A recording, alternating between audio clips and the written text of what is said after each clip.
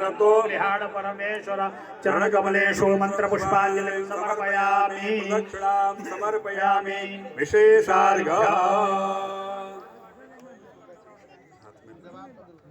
ओम रक्ष रक्ष गणाध्यक्ष रक्ष त्रैलोक्य रक्षक